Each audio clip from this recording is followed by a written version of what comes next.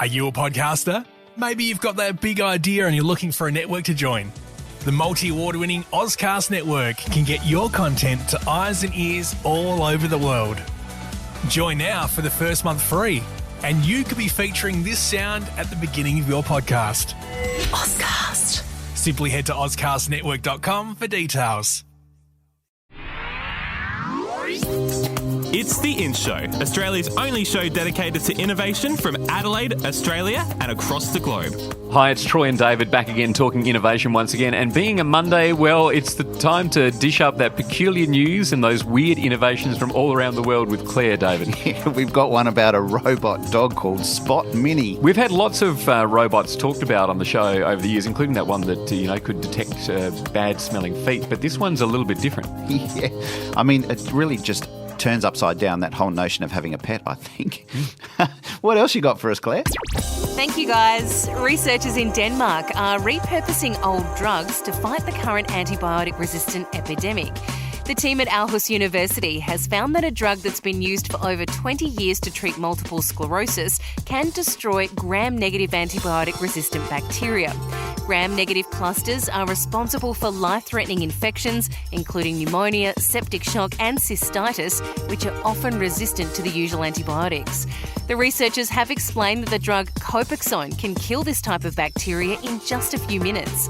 This medical breakthrough is an important step in dealing with the widespread issue of some types of bacteria becoming resistant to antibiotics. According to a study initiated by the British government, in 2050, resistant bacteria will kill more people around the globe than cancer. It takes around 10 years for a new medicine to be tested and deemed safe for patient use. Let's hope more research can continue to uncover new ways of using old drugs to save lives.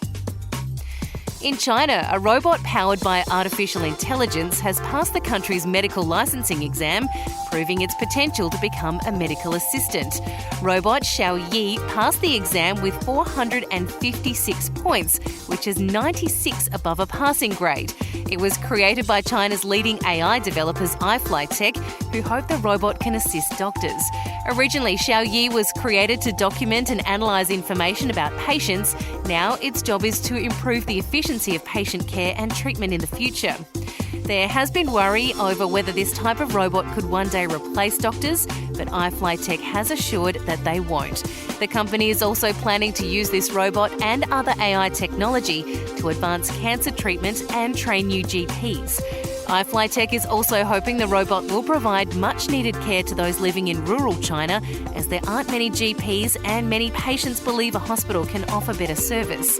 The robot will officially launch in March next year, and who knows, maybe soon our healthcare professionals won't all be human. Speaking of robots, in the US, a company has created a robot dog that can help out around your house or office. Robotics and humanoids developer Boston Dynamics has unveiled its newest version of the Spot Mini, which seems like it belongs in a futuristic sci-fi movie. With a bright yellow protective casing, the 30-kilo Spot Mini looks and moves like a dog. It can climb stairs, crouch low, navigate its way around, extend its neck, grab things using its mouth, run and right itself when it falls over. It's so skilled that it can even perform household chores like packing the dishwasher. Wonder if it could do my washing. Anyway, the completely electric Spot Mini can run for about 90 minutes after being charged and is the quietest robot the company has ever made. The robot is fitted with multiple sensors and cameras that help it to navigate and move. It can operate independently or with a human controller for more difficult tasks. Boston Dynamics is expected to give more updates soon on the robot's other interesting abilities. This is great news for those who've always wanted a dog but don't like the idea of fur, poop or walking. This could be the perfect companion. And that's what's in news this week.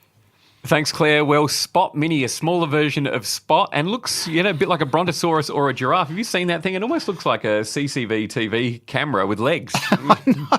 I mean, I think I'm just a little bit perplexed by how dogs are supposed to be a human's best friend, right? Mm-hmm. So they come and sit on your lap and you pat them or whatever. I mean, how would you do that with a robot? It's It's interesting, isn't it? Because, I know I'm really fascinated with the fact that they're developing skin for robots. So I would assume that in the years to come, like these robot dogs probably aren't going to look dissimilar to the dogs that we know and love today. Aren't they going to end up with like fur and have that sort of tactile feeling as well, surely? Exactly. Well, my mind's taking me straight to what are they going to eat?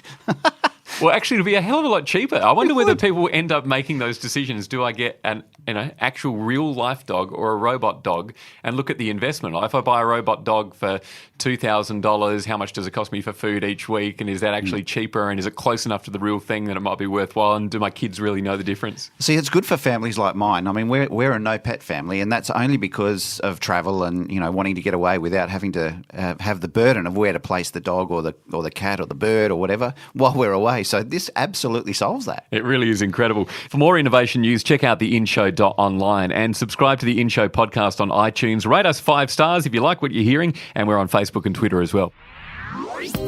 And Troy, tomorrow I'm really looking forward to the interview we've got on the podcast with Emma Hack. Now, you may not have heard her name, but you would have seen her work. She started as a face painter, then she went on to become a world-renowned person that does body art, and incredible. Yeah, you have to remember she was doing that stuff too at a time when, you weren't able to see what other people were doing on the other side of the world on the internet. So there she was in her own silo, just, playing her own game. And then as the internet emerged, she discovered there were others like her right across the world, and she was actually part of a community she didn't know existed. Exactly. And then she's just innovated all the way through that, and she's now got a gallery. And you can hear that on tomorrow's podcast. The In Show News, brought to you by Adelaide Smart City Studio. Subscribe to the In Show podcast on iTunes. A Dave and the Beanstalk production.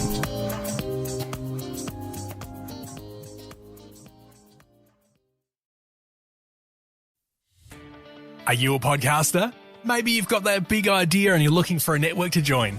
The multi-award-winning Ozcast Network can get your content to eyes and ears all over the world. Join now for the first month free, and you could be featuring this sound at the beginning of your podcast. Ozcast. Simply head to ozcastnetwork.com for details.